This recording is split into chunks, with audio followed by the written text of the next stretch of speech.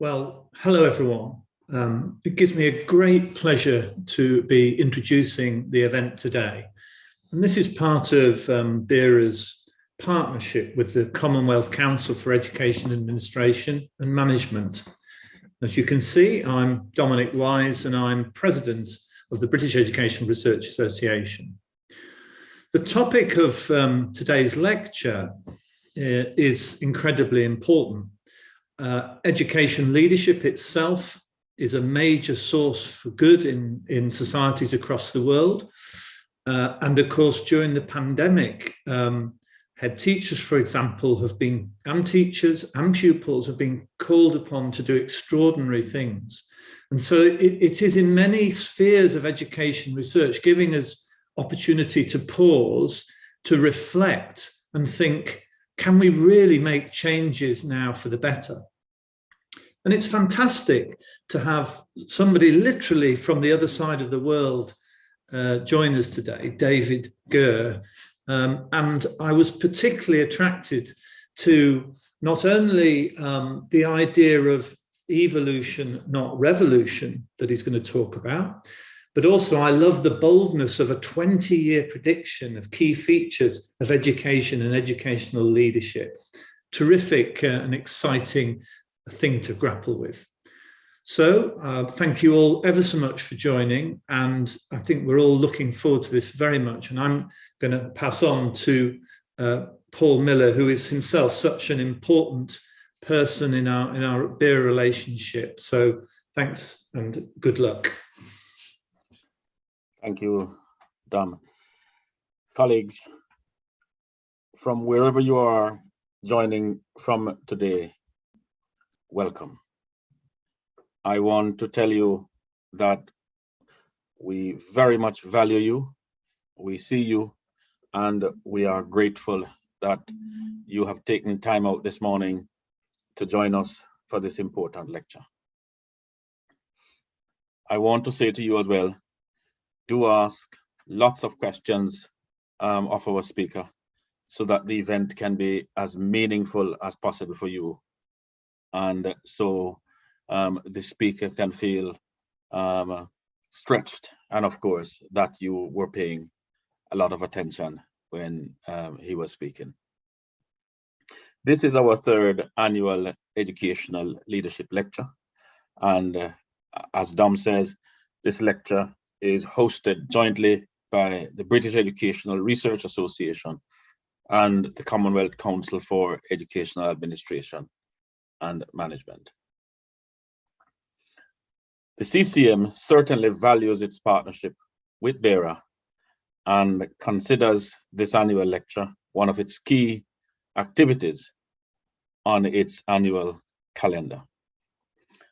And we are really delighted that Professor David Gurr is able to deliver this lecture for us today on something which is so crucial: educational leadership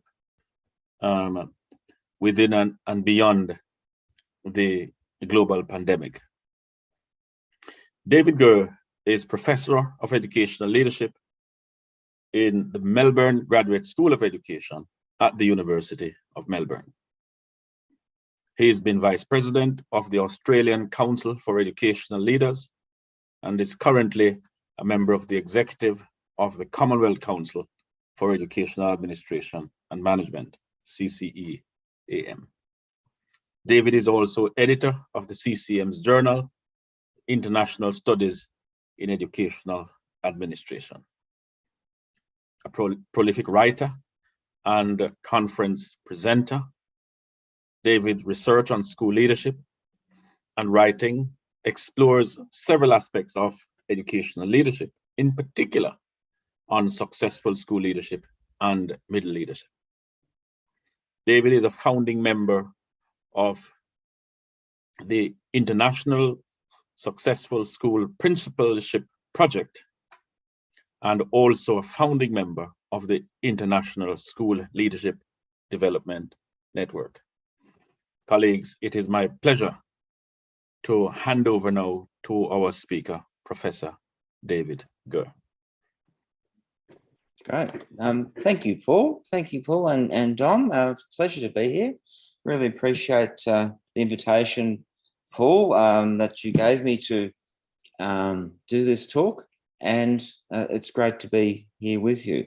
I've actually just come from a full day and a full week with the Australian Association of Educational Research and the sister organisation of BERA.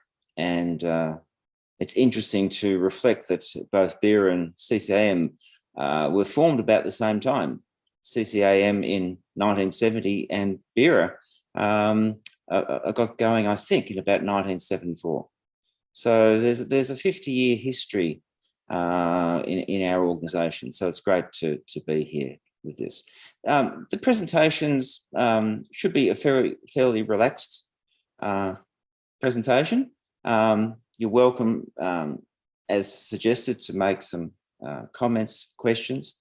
There'll be 3 points of interaction. One, just some polls just about you to start with, just, you know, who we've got, where you're from, what your role is, things like that. It's interesting that when we looked at that first poll, that most people had experienced 6 months or more of lockdown, which is quite extraordinary. I thought, I'm coming to you from Melbourne in Australia, from Brunswick, the suburb I'm at, and I must say that I'm also coming to you from the land of the Wurundjeri, because our Indigenous people have a tens of thousands of years history of this land, and so we're fairly grateful that we're actually on their land. But in Melbourne, we claim to have the record for lockdowns. I don't know if we're excited about that, but I think we've got about 9 months out of 18-month period where we were in some sort of lockdown. So it's an extraordinary time for all of us. Let's see if I've got control. Yes. So I've got a few polls here. There's actually 3 on this on the screen that you'll get to. The first one is really just a little bit about where you're coming from, and I apologise if I've missed out any area in particular. It's hard to actually work out the way that you'll least offend people if you put in a poll from around the world, and also your education area and the position that you hold. Just give us a sense of who you are. While you do that, I'll just and before we go through these, I'll just have a reflection on a couple of things. As I said, I was at a conference today, which was great, and some colleagues I know are in the audience, which is very kind, because it's 10 o'clock at night at the moment in Melbourne, and even later in New Zealand for Sylvia and perhaps colleagues there. I also just came from a wake for a dear friend and former doctoral student of mine, Ken Thompson, who passed away. And I don't know if Brent Davies is in the audience, but Brent, if you are, we opened a bottle of scotch that you gave Ken back in the 90s, and he never drunk. And it was one of his wishes that we should open this at his wake. And so we did that just to toast a wonderful colleague. Coming back to where we're from, so no surprise that most people are from United Kingdom, but we've got a people from all over the world. No one from America. Oh, sorry, North America and Central, but some from South America. And I said a few colleagues over my way, which is very kind of them. And this reflects, you know, the nature of our work nowadays, the nature of our connection through technology, but also the nature of an organisation like the Commonwealth Council for Educational Administration. It truly is an international organisation and touching most parts of the world.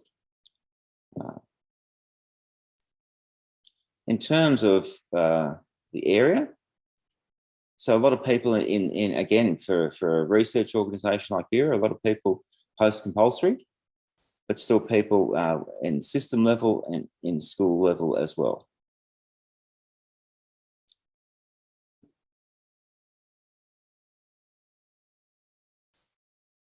Oops, and there's one I've missed somewhere. Which one have I missed? Tertiary education area, sorry, and your actual position, sorry. So our academics, again, 58% school leaders, teachers, government, and a lot of people in some other category. So it's great to have you on board. I hope the presentation gives you something to take away. The presentation is looking through and beyond the pandemic. It's interesting. So when Paul talked to me about doing this, it was early in the year, and the title seemed good, through and beyond, because it looked like we were coming through it. Of course, at the moment, it looks like the lingering effects of COVID are going to be with us for quite some time. So it's almost like educational leadership through, and then at some stage we'll get beyond it. So interesting to reflect on how things are changing so dramatically. I have a son who lives in London. He was going to book some tickets to come home, and I said, Jim, this is not the time to be doing it. I think wait a little bit of time. So we've still got a lot in terms of education. We've still got a lot ahead of us, and there's no surprise in telling you that. But despite that, we still need to have a sense of the future, and we need to have a sense of which are the things that we're currently experiencing, the things that we're trying, the things that are maybe not working, which of those things are going to stick and hold and will become just what we do in the future? And are there things that are emerging that may change substantially the way we do things? There's this wonderful book here that I've got up on the screen, Deborah Netalecki. Now, Deborah is working in a school, completed a doctorate recently, and got together this wonderful collection of writers for this book. It's a stunning book looking at all sorts of things to do with thinking about educational leadership going forward.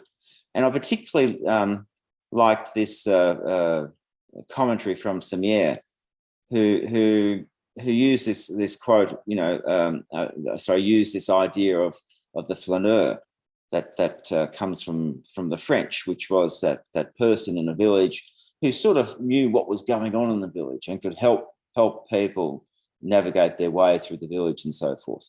And the idea is to flaneur is to just simply to observe, to consider, to reflect on that. And so that's what we're really trying to do in this presentation, and encourage you to do as we go through this, to reflect on what we're doing and to think about how this is going to help us in the future. That is a great book, as I said, if you want to buy someone something for Christmas. If you give books, educational leadership books out for Christmas presents. So in this, I will do a few things. I will look at an idea around next practice considerations, and this comes from work by Ken Leithwood and Valerie and your own Valerie Hannon from about 12 years or so ago when they were writing about this. And more recently, my former doctoral student and colleague in educational leadership, Fiona Longmuir, used these ideas. And so we'll talk about that. I will talk a little about the impact of the pandemic and using as an evidence base 4 issues of the journal that I edit for CCAM, the International Studies in Educational Administration. We put out 4 issues last year devoted to this, so I'll use that. And then from that, think about education and educational leadership and how it might go forward. There is a paper that much of this is based on, and this is in the book by Adam Nair. It's just about to come out. I got an email last week about that, so it's almost in print. But in the meantime, there is a pre-publication version of the chapter available on my ResearchGate and academia pages, and that provides a lot of references and so forth. So notion of best and next practice, I think these are really important to think about. And the ideas are fairly simple. So we do things at the moment, and because we're dissatisfied with those, or because we hear about other things, we hear about other best practices. And then we try and incorporate those best practices into what we do. We play around with those ideas. Some of them Some of them work, some of them don't work. Then as well as that, there are things that next practice, and sometimes they're not evident. Sometimes they descend on us very quickly and we're surprised. Sometimes it's a reconfiguration of ideas and suddenly, wow, that's a new idea. And so I think these ideas are important for us to think about. And I've got a diagram that will help us with this.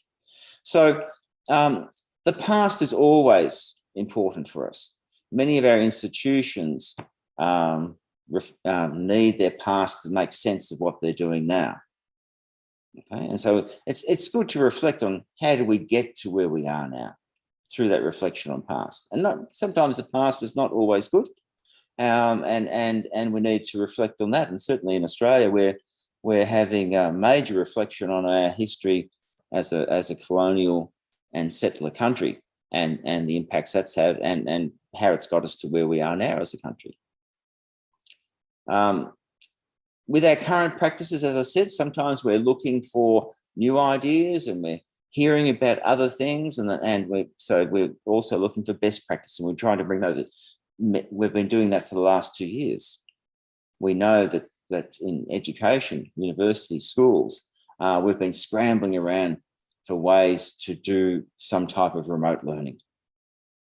Right, and the fact that Zoom is working so well now is great, because I can tell you in 2019, when I was using it, I didn't much like Zoom. I found it a little bit unstable and not user-friendly. But now we use it, and we use Teams, and we use all sorts of other things. And then there are these things, next practice. And sometimes in this diagram, I've put it out as something quite new. So if you're interested in sport and you study the Olympics a little bit, you may have heard about the Fosbury flop. So basically in 68, Sky Fosbury revolutionised high jump. Instead of going forward over the bar, he went backwards over the bar. That's, to an untrained athlete like me, that's as good as I can describe it. But it changed the way high jump was done. He won the gold medal, and it changed high jumping from then on. And all the high jumpers you see now do a variation on that. Bitcoin might be a next practice idea. It suddenly emerged, 10 years ago, and the whole virtual currency world. It's slowly changing things, but the actual idea was quite dramatic. And maybe if you bought your one Bitcoin back when they first emerged, you'd be cashing that in now for, I don't know how many hundreds of thousands of dollars, but there is the famous case of someone who bought a pizza for a Bitcoin, and that Bitcoin's now worth a lot more than a pizza. Maybe Thomas Greenfield, who was active at the time of formation of BERA, when he wrote his critique of the theory movement, and maybe school-based management, which came in the 80s and 90s. So these are things that seem to be a break from what we're doing and surprise people. And so it's worthwhile thinking about these. The other way to think about best and next practices is that the next practice is actually part of the milieu that we've got, that it's not quite as separated as I have in this diagram. So we'll see that in the next one. So in this one, next practices is part of that. And some examples of that are things such as Uber, Airbnb, maybe even Greenfield that I talked about. So Uber is essentially a reconfiguring of different services to provide a different experience in terms of a hire car, a taxi service. Airbnb has done the same thing in terms of accommodation. And of course, Uber's branched out into all sorts of things. We probably could have seen these coming, putting some technology with the need for a taxi service and getting a technology that's better at it. But again, they surprise us in how they dominate a field. So, for example, whilst I will still often ring up for a taxi, even hail a taxi, my adult children always use Uber. So as we talk about this, one thing to consider is that education seems to move a little bit slower than some other parts of society. Okay, and that's been true. If you look back, it does move somewhat slowly.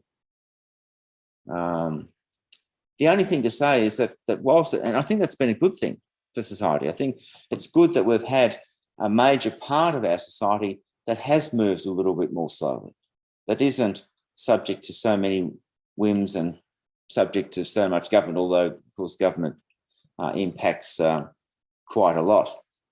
The only trouble is that the pandemic has really turned things around, hasn't it? Certainly on a world scale, it's been hugely disruptive, and perhaps the most disruptive impact to education that we've seen, perhaps since, going back to something like the Second World War. It may be an event that leads to enduring change.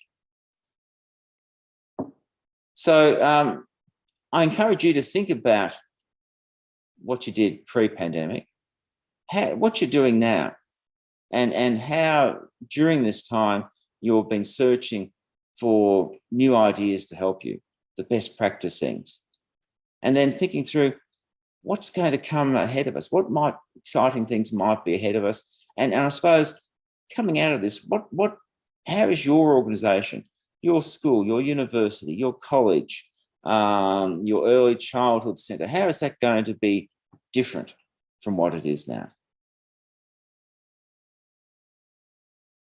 Okay, got a couple of opportunities to share some of your observations, and so there's a Google Doc I've set up. It's got two sharing ones, and for the first one, I just want you in the first one to think about the impact of the pandemic on education from your perspective.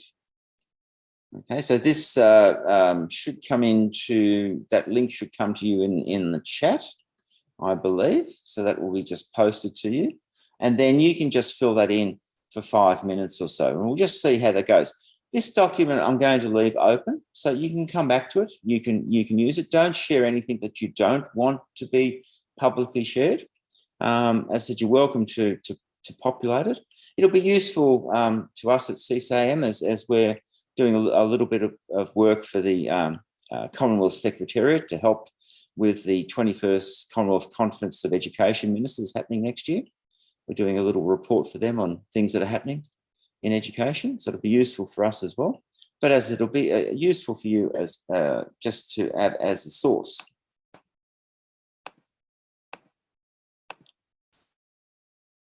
So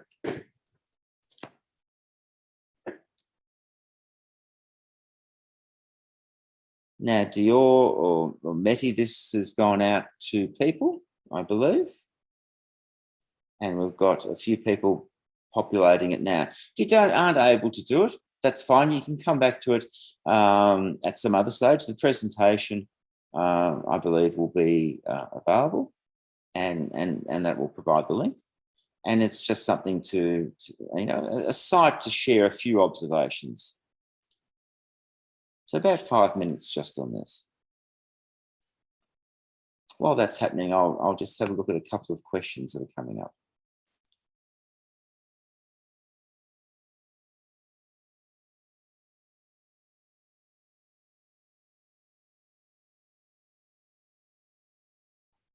So Gareth made a comment about is seem to be good enough. Is seem to be good enough to be deemed best practice. So the notion of best practice is an interesting one, and best practice will have many ways of being trustworthy. So some of it you won't have an evidence, some of it will have good evidence with it, and again at a level of practice, you'll make calls about the trustworthiness of ideas. So it could simply be that you see something work, and so you're convinced by the practical thing. In other cases, you may have read of something. You may be, going to John Hattie's work and looking for effect sizes and saying, well, we need to do some of these sorts of things. Doing more on feedback or something like that. You'll go to a conference. You'll hear a presentation from a commercial provider of a program. and you'll look at the evidence base behind that. So the thing with best practice is you've got to have some sense of trustworthiness for it, and you have to be the judge of that. There are many ways of doing that. So just having a look at what we're getting. Social inequalities coming through from the UK. Continued disruptions in Jamaica. Again, inequity issues.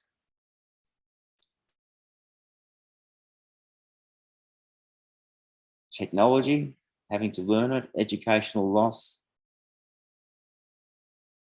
The importance of decentralisation and quick decision making.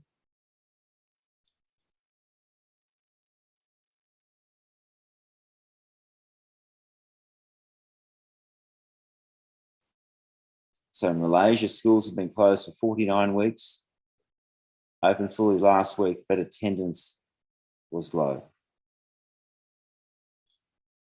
So again, you've got these huge issues, haven't you, coming through? Even trying to go back to something that you had, it isn't as easy as turning a switch on and everything's back to normal.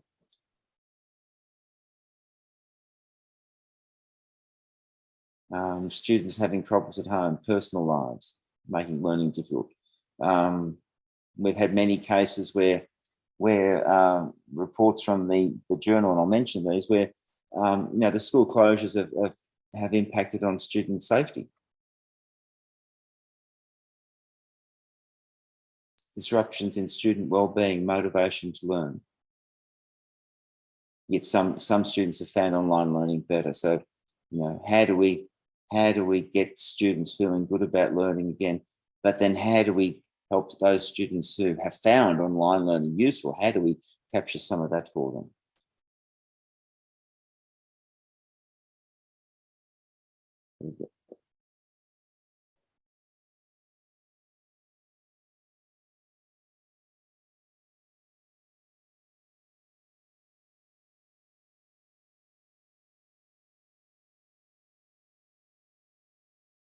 So someone's writing in the second sharing, which we're not up to yet, but in the second sharing, I'll address that.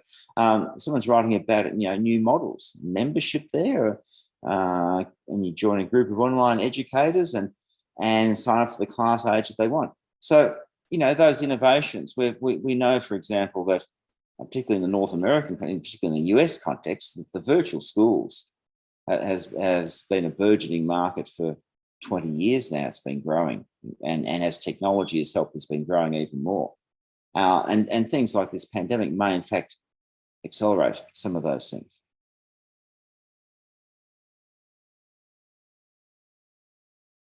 Good. Well, you're more than welcome to keep populating those, and I will come back and have a look as we proceed. So the first sharing was about that impact of pandemic, and then the second sharing, which is the second box, and I said we'll be able to populate that a bit later on. That was particularly about the impact on educational leadership. So we'll come to that shortly. So let me go through a few things from a few insights from our journal. Before I do that, just in terms of data about what's going on, there's a lot emerging. In the last month, I've seen five books come out. Springer books and so forth come out about this. So there's a lot of material coming out. This one, Insights for Education, looked at the first year impact across the world, and you can see some of the figures there. It's quite dramatic. And this diagram about balancing education, health, and economy, of course, is what we're seeing a lot of. So some jurisdictions have kept education open, but maybe that's had an impact on health. Others have closed education, moved to remote education because there's a priority to minimise the health impact. And again, some jurisdictions have looked at the economy and said we need to stay open to keep the economy ticking. There's no easy answer to this. Everyone's got opinions about it, and probably we'll only be able to look back in 10 years' time and see how people have done, how they've prioritised this. Just as balancing act that we're all trying to do. And then, of course, for those of us in education, we're trying to explain to people why things are as they are. As school leaders, for example, you'll be trying to explain to parents and students why we're doing things the way they are, why the government is saying we should be closed or we should stay open and so forth. So it's a challenging time. So I mentioned that we had 4 special issues of the journal International Studies in Educational Administration. All these 4 issues are available on our website, Commonwealth Council for Educational Administration and Management. So you can get these are open access journals, and there are 59 papers. They're smaller papers, so I put out a call in May and was overwhelmed by responses to that. And from those responses, ended up with 59 papers published across the 4 issues. And there are 29 countries represented, some established writers, some first-time published writers, and various opinion pieces, some empirical studies and so forth. It's actually a very rich set of articles. Okay, and so I'm using those to make sense, and then we can add to this with things that are coming out more recently. Most of what's coming out is reinforcing what I've seen. So the obvious one is adapting quickly. There's often no choice about this. Educators have been remarkable in how quickly they've been able to adapt to government mandates about closures or whatever else. It's been quite extraordinary. I would say not surprising, but still extraordinary. Use of technology is obviously a big one. But what was interesting when looking at these papers is that the technology was quite broad. So printed material is a type of technology, knowledge sharing technology. In many jurisdictions, that was used because other things weren't available. Radio and TV in areas where rich technology access wasn't available. Radio and TV, going back to these older technologies, proved useful. In India, for example, they quickly made available several hours of educational TV daily. Synchronous, asynchronous technology mediated learning. Okay, so I've been teaching synchronously, but on online since March last year, and don't appear to be going back until perhaps May next year, where I might have a class and teaching online at the same time, so a dual mode. I haven't done the asynchronous teaching, but other people, of course, have done that because they've been doing it. They've been doing online learning very well, and therefore they've been able to go to that very quickly. Again, technology depends on the wealth of the areas, and so forth. So we've got that inequity coming through because of that. Increased teacher collaboration and leadership from many, and leadership from the systems as well. So there is this, those that can lead do lead, and that's been interesting to see that. It's not to say that your traditional suspects in terms of leadership aren't important. So your principles are still important. In fact, they've been hugely important. But it is interesting to see that it has required greater collaboration from people. There's been a focus on the important work of teachers. Okay, so we've seen that in surveys that people are appreciative of the work, and this is particularly so because in a lot of jurisdictions, the school has come into the home, and so the parents have actually seen the teachers working, and so that appreciation for what they do. And even when that's not the case, how teachers have responded with the material that they've provided, with the connection with students and so forth. again, it's focused on that important work.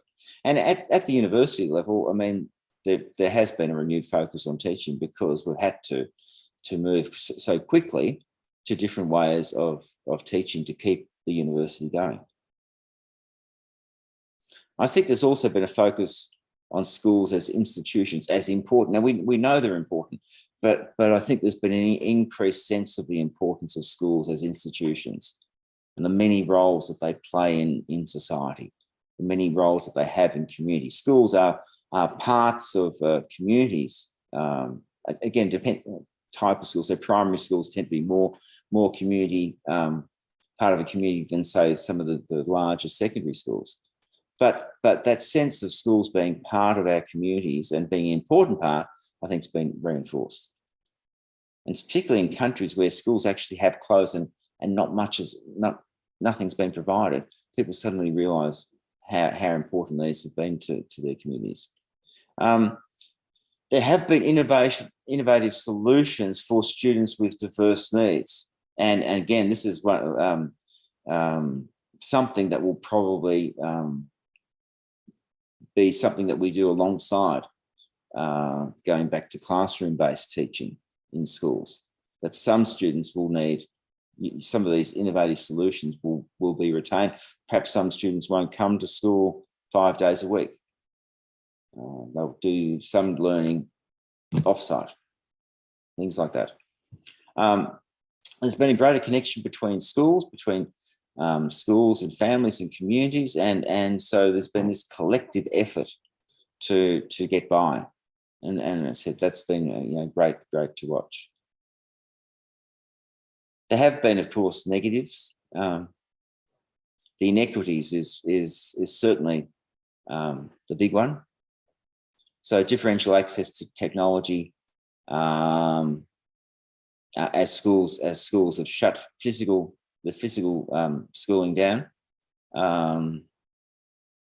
and low income families, especially low GDP countries, rural, remote areas where Wi-Fi and things like that are not working, and the education of students with diverse needs. So there's been a lot of inequities exposed. So maybe a positive from this might be that we do more about those inequities, hopefully. The concern about health and welfare of students has come to the fore in many countries. So in some countries, the school, the major meal nutrition of children was provided by schools. And when the schools shut, then that major meal's gone. But beyond that, just simply the schools as a place for students to go to be in a safe environment has been taken away. And so there are cases we've got where schools closed and the students were exposed to harm as a result of that. We're not sure about the long-term impact on student development from the discontinuity. Many are predicting it'll be damaging, certainly so in the short term. We're not sure about the long term, and I'll put some slides up shortly about this to show the ambiguity we have about this. There's been a lot of stress for teachers and students, and a lot of this has come from that lack of continuity, from the closing, the opening, going back, and then suddenly finding that part of the school is closed because students have to quarantine. So I was talking to a principal tonight at a school, and he spent all today ringing up families of 3 students who had been diagnosed as positive, essentially doing the government's job in terms of contact tracing, because the government's no longer able to do it because we've got a few too many cases at the moment.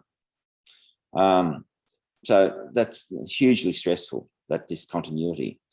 So we know teachers are reporting increased workload and work intensification. In some jurisdictions, schools have shut and teachers have lost income. They're not sure if they've got jobs to go back to and so forth. So all those things are difficult. Then on top of that, of course, teachers are workers in society as well. And so, there's a question of how they cope with their own children. And beyond that, there's this concern, because teachers are largely in it for the moral purpose. And so there's a concern about providing quality learning and care for their students. Principals have also reported job intensification, increased workload. I was reading a report just yesterday, and that was interesting in that in this particular survey, an Australian survey of 1,500 or so school leaders, I think 60% had report job intensification, but only 30% reported lower satisfaction. So the authors of the report suggested that even though the jobs have become more intense, there's something still holding school leaders' interest in the work. And that's not surprising in terms of that moral purpose. If for those, particularly in senior school years and university, there has been concern about assessment integrity when you're doing assessments online. So how can you ensure that the assessments are fair? And then what about student learning? This is where it gets really complex, because it's not at all clear what the impacts are. The impact on learning is less clear, but the impact on wellbeing probably more so. Here's just a few slides just reporting different reports that have come across my desk recently. So McKinsey and Company did a major survey across the world, and teachers were reporting that students were on average 2 months behind where they usually would have been. This is in 2020. With classes going online, the effectiveness of teaching and learning decline. And then they've got this diagram with the circles, which is essentially saying that the longer schools are closed, the more impact there has been in terms of teachers reporting learning loss of students. Okay. The OECD, though, was less certain about this.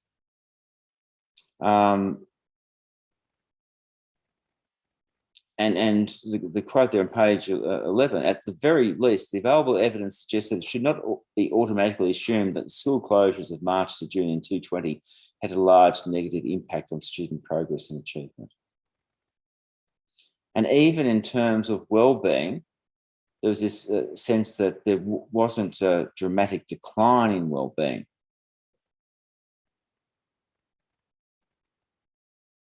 Interestingly, children from less advantaged socioeconomic backgrounds had greater difficulties than other children with access to devices and connectivity, not surprising. But there's little evidence of the socioeconomic status of parents having an impact on the amount of time children spent on schoolwork or the amount of time parents spent assisting children. And that's an interesting one, because those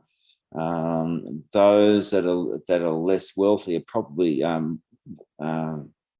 may be running 2 jobs in some context, but this is saying, well, they're still able to somehow manage to look after their children. It's an impressive effort. And then John Hattie put together a pamphlet for the Victorian context, for the Victorian Education State Principals Conference. So this is Victoria, the state where I come from in Australia, and his one was basically saying that again, there's ambivalence about the impact of COVID and school closures, but what he did say is that there's this sense that teachers have become more important, and the major message here is that the community needs to honour the expertise, esteem, the care and investment, and applaud the excellence of educators, along with nurses and doctors. Teachers among the true heroes of COVID. Australians have experienced many disasters such as fires, floods and cyclones, and once again with COVID there is much evidence of resilience and getting on to solving problems and looking after and helping each other. So this is an interesting paper by John, and it was really saying that despite what's happened, there's been a lot of good that's come out, and the argument is essentially because of the quality of care and work from educators. He did talk about this notion of the grammar of schooling before, and then he talks about the new syntax of learning during and after COVID. And that might be something of interest to you. We won't get into it here, but again, the point of putting these slides up is to say that it's not quite clear, and it might depend on your jurisdiction, where you work, what evidence you have about learning loss or about welfare issues. But on a general level, it's not as clear as it could be. So in terms of what's happened across systems and countries, school university closures or partial closures have been common of the physical place. And as we've seen, so these have gone for several months. Again, if resources are sufficient, generally we've been able to switch to some type of remote learning relatively straightforward. But where those resources aren't available, it's not as easy. So related to this, the remote learning provision has varied in quality and extent. So I know schools that have just continued, they've closed, but the lessons have just continued, and they happen at the same time in a synchronous manner with good technology, both at the school level and at home. I know others where they've had to, they provide an hour or so in the morning, and then they let the students and families get on with the learning throughout the day. And in some jurisdictions, of course, you don't have all that technology, and so printed notes, TV, radio have been used. There has been, even in most, not most, but in many jurisdictions where there has been physical closure of schools, for some children, schools have remained open. So for us in Melbourne, we kept schools open for essential worker children or children with special circumstances. Infrastructure issues, and infrastructure goes to things like electricity supply. So yes, internet connection, technology resources and that, but if you don't have electricity, not much works. Once the batteries run out, everything stops. And of course, in many areas, a reliable electricity supply is not guaranteed. At the university level and to some extent at school level, those areas which did rely on international students have struggled. Okay, so for a university like mine, where 30 to 40% of students are international, our border closure has made it very hard. We've had students stay with us and do learning through remote means, but nevertheless, long term, there's going to be an impact. And I have a report from a university in an African country, same thing. Their international market was in terms of students from other countries in Africa and from some Middle East countries, and border closures meant they struggled also. And you get reports coming out like this one by Amanda Heffernan and Fiona Longmuir and others from Monash University. So 42% of people said the perception of teachers' work had improved as a result of COVID. Nearly 57% agreed that the shift to remote schooling was successful. And 76% of participants were in support of rethinking the way we do schooling into the future. So there are reports like this coming out. So some nice things there about, yep, we like what teachers are doing. We think the shift to remote learning has been good, and we want some of these things to remain. And so this brings us to towards the end of the presentation. So what happens as a result beyond the pandemic? What things will last? So we can have a short go at that second sharing, if you can. And it's all, I mean, there's already been things filled in there, but anything that you can think of in terms of how, and this time, how will educational leadership be different after the pandemic? Okay, so what about, so for example, if we're saying that people are more collaborative, that leadership from many is being shown, does that mean we change the model of principal and others in a school and senior leaders in a school and have some more egalitarian, flatter type of leadership, that sort of thing? So just have a go at that and we'll see what comes up.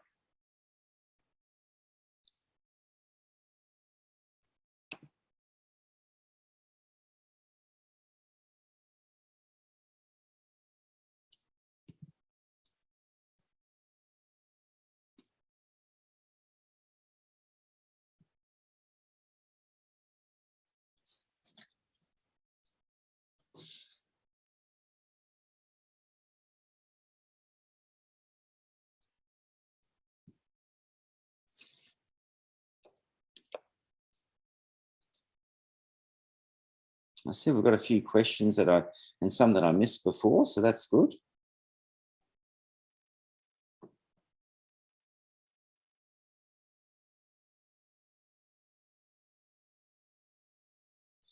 Richard raised the issue of absences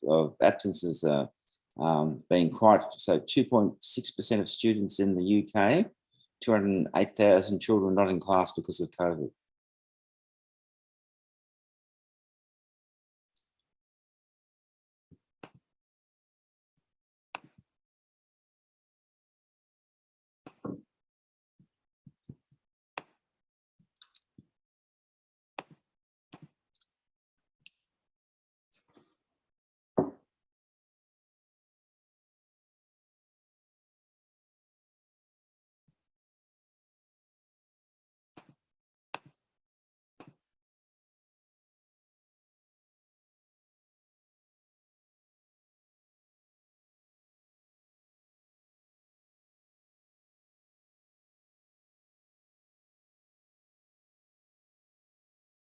So we've got comments about the school leaders having to adapt and be adept at current challenges. So I'm talking about the fact that maybe not much is going to change, that we're just using the pandemic as a stimulus for arguing for change without necessarily offering anything new. Greater focus on building relationships.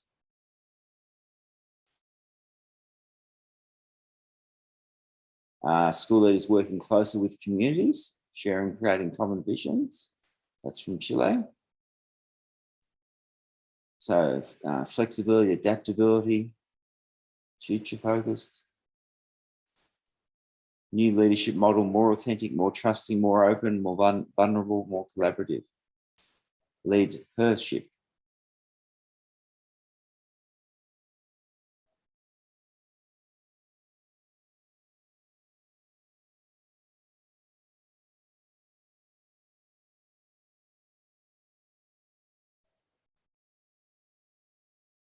More advocating for staff, more self-reflection. Okay, so again, keep populating that, and I'll move on to some comments as you do that. So I think in terms of going forward, some implications come from this. Certainly the need to reduce inequitable education provision, to increase use of technology. There's no surprise in increased use of technology. Technology is going to be something that will continue to surprise, delight, confound us for years to come. But I suppose it's getting a greater equity in that use of technology. More use of a combination of in-person, virtual, remote learning in many contexts, especially at university level. I've been saying to my colleagues, I can't imagine that I won't, that I will go back to just in-person classes. I think my teaching from now on will be probably dual mode, in-person and having a class beaming in remotely. Student engagement, agency, and inclusion will come to the fore. So that notion of student voice in learning. I think a physical school system will remain important. I think those wider social purposes of schools have just been highlighted, reinforced, and I think a physical school system will be important. I'm not so convinced at the university level. And so that's a challenge. I come from one of the old, what we call the sandstone universities with wonderful grounds and things like that. And the thought of those grounds not being used much is kind of disappointing. This notion of blended office home work arrangements, not so much in schools, but certainly in other institutions, particularly universities. So we're not seeing a rush back to people wanting to come back to work 5 days a week if they ever did, but certainly people are talking about different arrangements. And this is true for our professional staff as well as our academics. In terms of educational leadership, greater focus on moral person, trust and values-based leadership views, which is picking up on a lot of the comments that are coming up. And again, picking up on the comments, more future-focused, responsive, crisis-ready and contextually sensitive. Interesting about crisis, I was in a presentation today from Devi, just forgotten her last name, from Fiji, and she mentioned that Fiji closed because of COVID, and then they got hit by a massive hurricane, and not only did that force further closure of school, but it's an utter devastation of many areas in Fiji. So it's not crisis, it's crises ready. Collective, collaborative, dispersed work situations, more fluid and responsive leadership. The new learning technologies will bring in new ways of working. Some of them we don't know yet, but some of them we can guess at. Relationships, structures will change and likely impact the type of leadership needed. We know from early work on e-leadership that in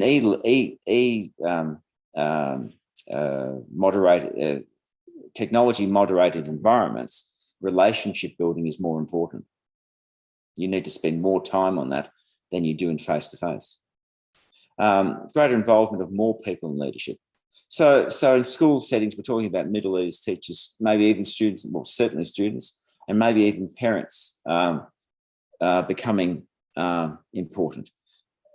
Senior leaders and school principals remain important, no doubt. That's the way we structure things, and I think they will remain important, but the voices of more people will be involved.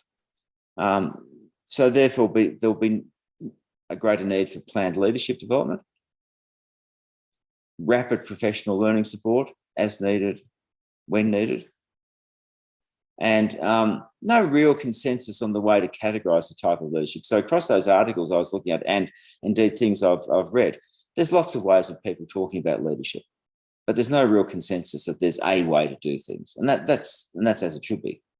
I think in educational leadership, we've always acknowledged the variety of ways of thinking about leadership.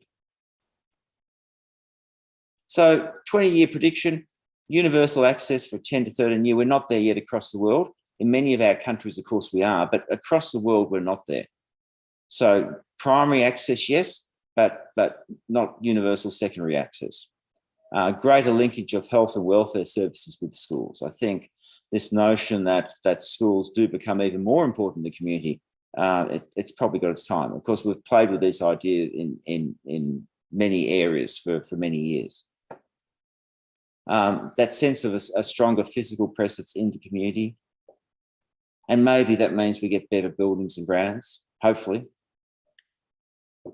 I think this notion of schools being joyful and humane places, I think they are largely, but I think they'll become even more so, and for more people.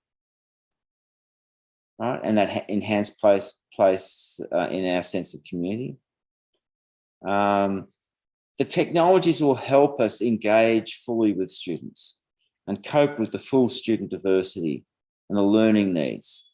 So all this thing, the talk about the personalised, the authentic, connected, I think we're going to be much closer to that at the end of all this. Teachers will have an enhanced role, more important. And I've stressed that when people talk about teacher leaders, I say at the end of the day, I want to describe the work of teachers as teaching and what that means, and not conflate that with leadership. I want to try and keep that a little bit separate. that notion of networks, internal and external, more complex, more inclusive of variety of voices. Notion of, so maybe we move more away from talking about leadership to ideas of community and how they might be different language we use. There will remain complexity in governance arrangements. And so those variety of things we see, autonomous self-governing schools might increase in wealthiest jurisdictions, yet I think school systems are going to remain dominant in most countries because there's a need for some assurance of quality across schools. So I think we can make it. And there's nothing dramatic here. There's not a revolution happening here. And I think COVID is going to speed up a lot of good ideas that we've had and help us bring these to fruition. In terms of educational leadership, yes, school leaders, the values, beliefs, moral purpose, value-based, they'll become much more important. They already are, but I think they'll become even stronger. This sense of always being future-focused, right, with this notion of continuous improvement, looking for the best and next practices and doing so in a way that's contextually sensitive and relevant. Having more agile view of leadership, being able to navigate those complex science. So it's the ideas like responsive and adaptive leadership views. Those in leadership roles expected to lead and the core ideas remaining important to inform those expectations. Greater involvement of others, but school hierarchies will not disappear. Greater connectivity and collaboration facilitated by technology, leading to new ways of working and leading. Right? And maybe some of us will work in virtual spaces more than not. And I think for many of us in countries like Canada and Australia, which again have these strong colonial settler histories, the Indigenous perspective is becoming much more influential. And we see that in other countries already. Okay, so the question for you to take away, an acceleration of trends already evident rather than a transformation. Do you agree? And what's missing? So what else would we want to put in? And then finally, you've got those issues that you can get. You can have a look at my paper as a resource, and I'll leave that slide up, which has more details about some of the things I've been writing, not necessarily just to promote what I've been writing, but to allow you to see what I'm referencing and to explore those for yourself. Paul, I will stop at that point. And I think we've got a few questions.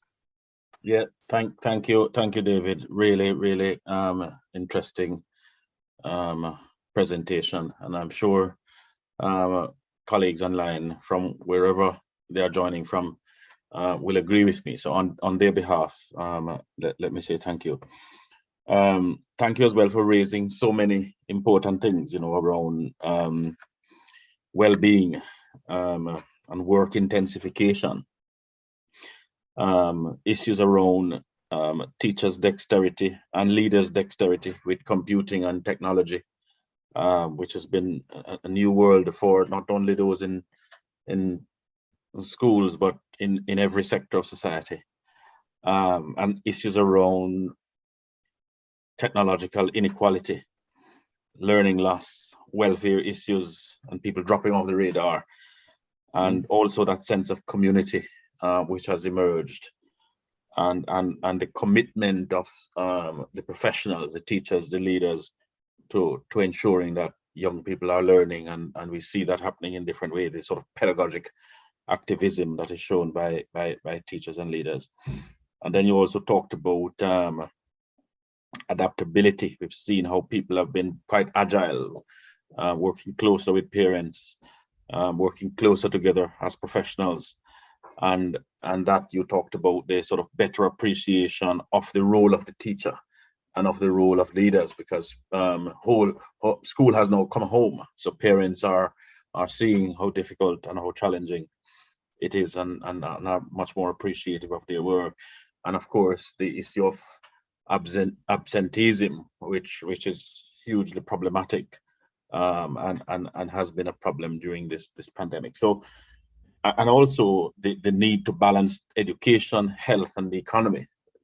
Those three areas and tough decisions that governments have had to take: when to reopen, when to close, and so on, and under what conditions. So you've certainly given us lots to think about, and I want to bring some of the questions that our delegates have posed to you. There are currently 14 questions up, and we've got another 14 minutes, and we won't get through all of them, but I'll try to see how many we can get to. So Kadia Hilton Fraser is asking, how does an emerging leadership scholar and researcher, it's good to know we have got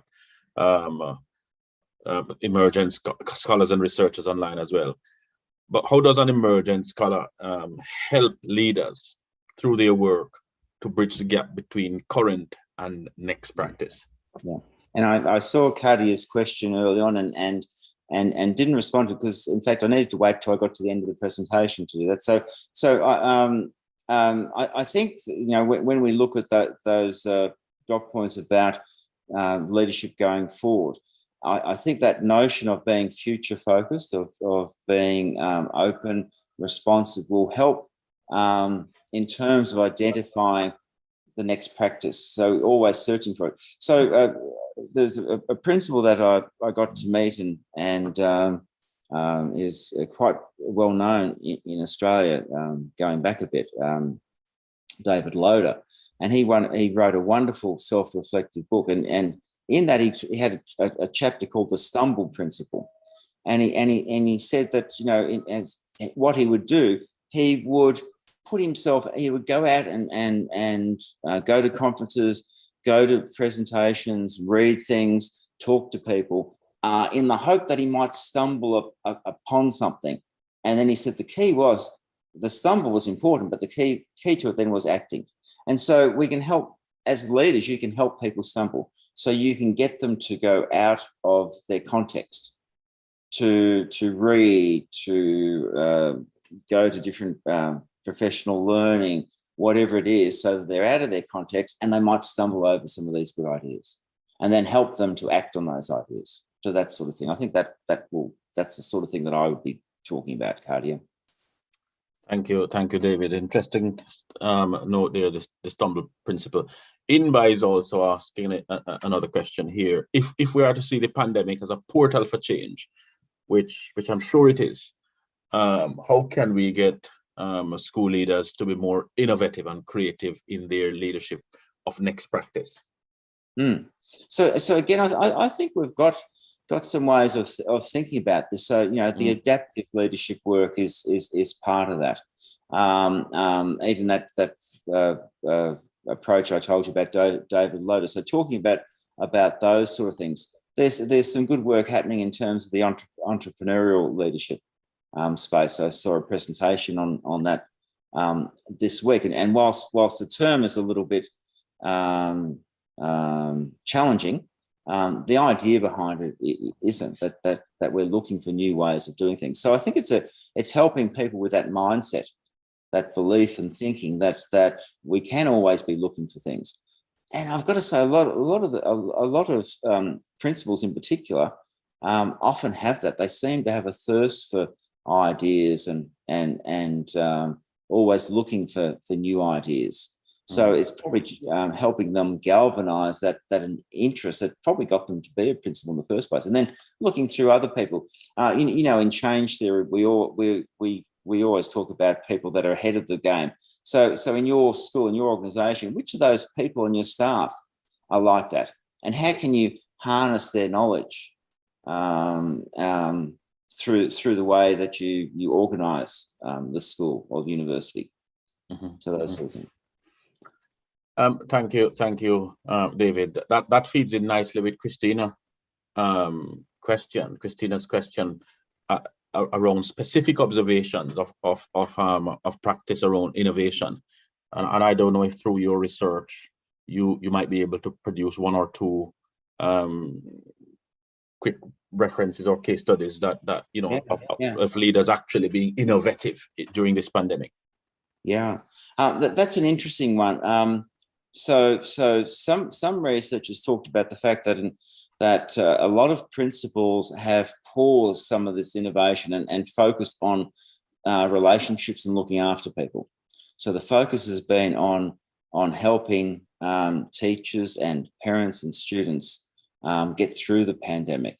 And so we're hearing a little bit now that some of that change agenda is now starting to come back in. So, after these 2 years, getting through them, we're now thinking we've still got to keep moving forward.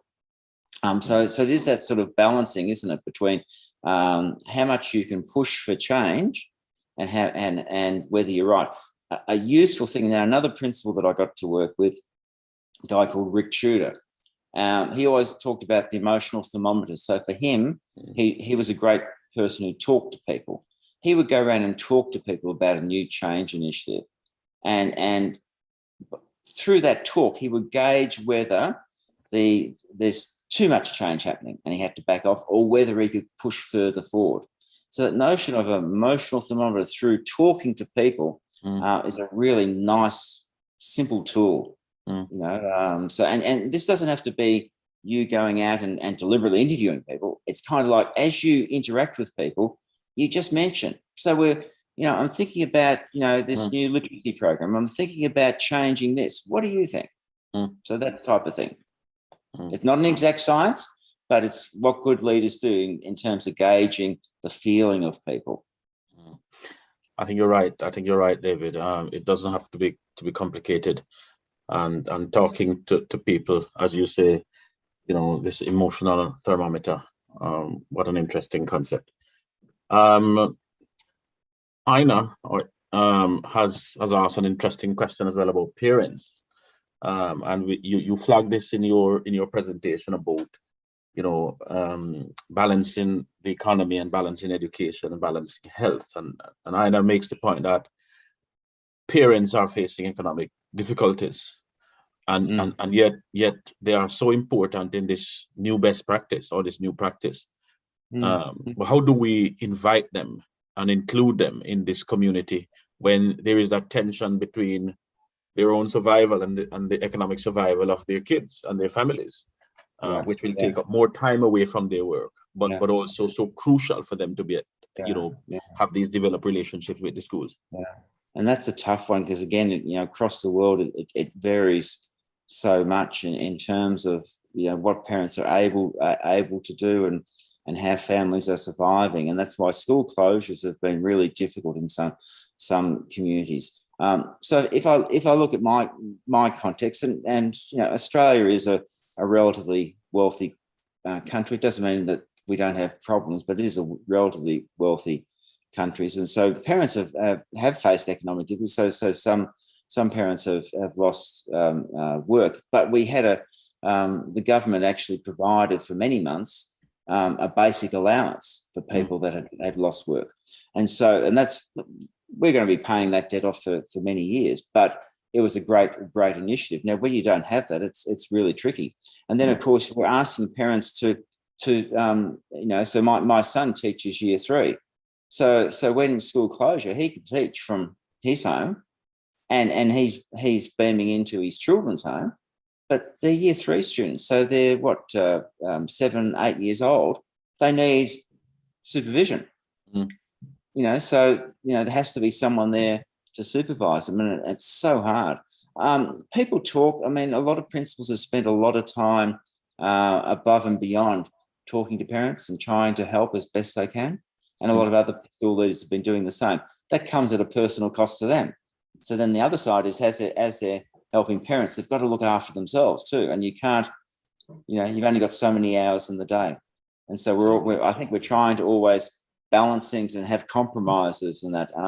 But yeah, it's a tough one, and as in some communities, the parents just have struggled to provide that supervision.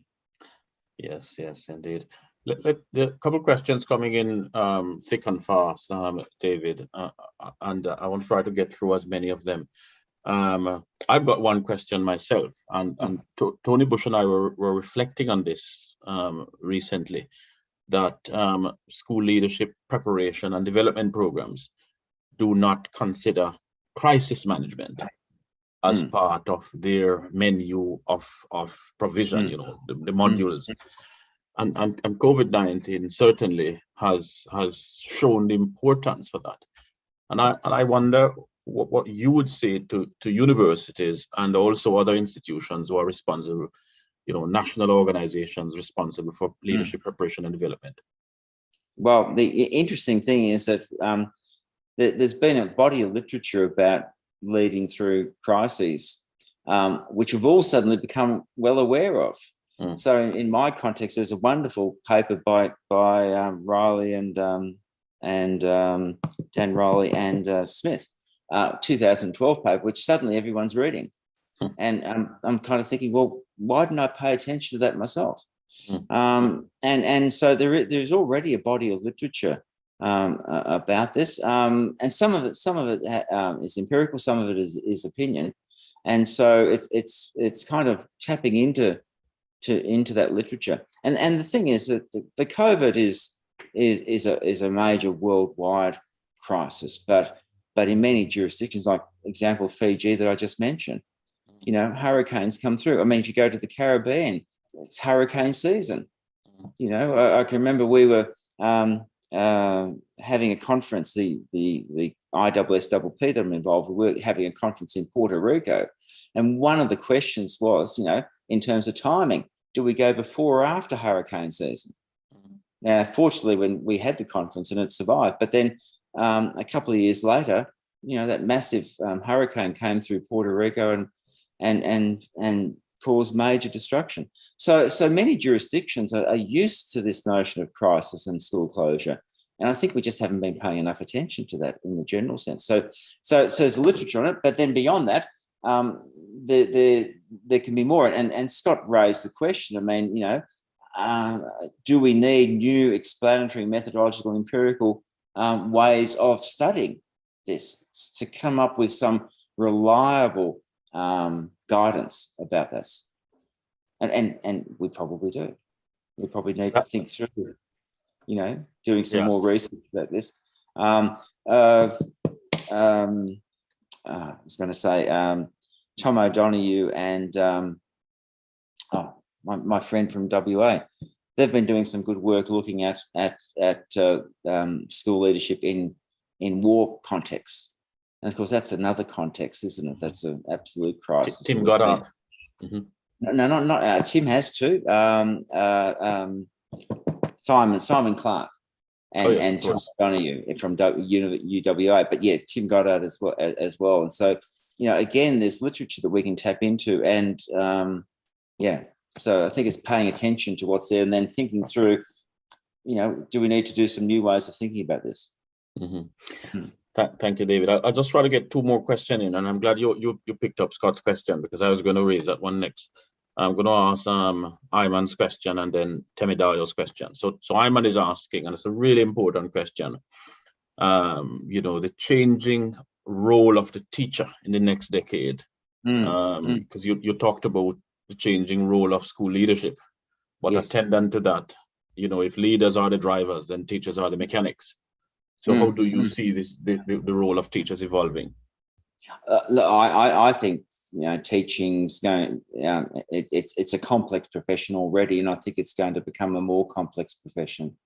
I think in terms of that notion of supporting the full diversity of students, and I think technology and thinking about new ways of attending schools are going to help that. But it's going to make the teaching job even more complex. So I think in that complexity, it's going to become an even better job, but it will demand a higher level of development. And it may, you know, that I was looking, my daughter starts teaching next year, and I was looking at what she's getting for her first year and thinking, we actually make teachers teach a lot of face-to-face classes without giving them sufficient time for that development of programs, for that consideration of individualization of programs and so forth. And so there might be a time when we need to start thinking about this complexity that's coming and what the work life of a teacher should look like. the size of classes that they're working with, the number of students that they're working with, the number of hours that they're involved in teaching and learning and so forth. So there's probably some structural changes that we need to be thinking about as the role becomes more complex and more individualized, more personalized, all those things. So really interesting. You know, if a young person wanted to go into teaching, I would say yes, because I think it's exciting, but it's not going to be easy. Aye, and that's that balance, isn't it? I know I said one more, but I also think there is another important question there from Gareth, which I want to surface, and so I'm going to close with these two questions, David. So Temidayo is asking specifically around Nigeria. In Nigeria, some tertiary institutions have been distressed financially, as I'm sure is the case globally. They are unable to meet their needs, and you know, this is about right size and downsizes, and I suppose you know how best should leaders achieve this while thinking about the person behind the numbers that they're cutting. Yeah, and look, this is, you know, it has been a real shakeout for many institutions. So, you know, again, I exist in one of the old universities in Australia. Financially, it's fairly secure, and so yeah, we've had hiccups. We've had to, unfortunately, have some voluntary redundancies and so forth, but we're okay. Where some of the newer universities are really struggling, and so, you know, the financial thing, it's kind of you've got to have some link to government here, don't you? I think with tertiary institutions. So to what extent is government going to help some of the universities that are going to be impacted the most by this? And most of the universities that are going to be impacted are probably going to be some of the newer ones that are serving really strong social justice reasons for their existence. And it's kind of like, you know, there needs to be a political fight, a political debate about how we support these universities. But yeah, there's a few universities in Africa, as I said in the special issue, and they were talking about the closure and how it was impacting financially and the uncertainty that's coming through this. And the trouble with this pandemic is that we're now seeing it's going to be with us for a while yet. So we thought we were going to come out of it. We thought 2022 was going to be easier. It doesn't look like it's going to be. So I think, you know, the governments have to really think about this. But yeah, I think the university sector is in for a major shakeout, and I'm not sure where it's going. I'm more sure with schools. I'm not doing any 20-year prediction on universities, though. Well, I notice you use the word shake out rather than shake up. Yeah, and that's interesting. Finally, David, and I don't know if there is any information around this, but Gareth made the point that, you know, in Australia, sort of remote learning has been sort of perfected. Yeah. And he's wondering how has that been used as a sort of a model for schooling during the pandemic. Yeah, look, I don't know the answer to that, but I think the point that Gareth is making is that, of course, you know, across the world we have examples of remote education that have occurred, and some of those are good practices. And so I think what we're seeing is that we've done added to those. So I'm sure that provision in Australia is adapted with technology and so forth. I don't know if we've used the learnings from that. Things happen so quickly that, you know, schools were, you know, looking to each other in the school and then looking to other schools and then getting guidance from systems. And it was a real scramble. So we probably didn't have time to think through, well, what are models that we've got? I mean, in where I live, we have a distance learning school that's wonderful. You know, it has 3,000 students and none of them go to school on site. And it served those students really well.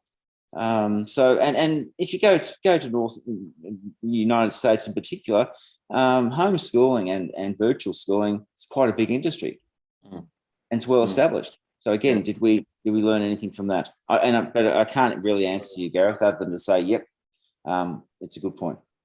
Yes. Well, David, thank you very much for responding to those questions, but also for this really important lecture today. I think all that remain for me to say are some thank yous. Firstly, to the BERA conference and events teams who have been managing registration and managing the technology behind this. Thank you, colleagues. Thanks to the BERA president who also introduced the lecture this morning. And thanks to you, colleagues, you delegates, wherever you join from this morning. As I said at the beginning, we value you, we see you, and we appreciate you. And you know, thank you so much for engaging with our speaker.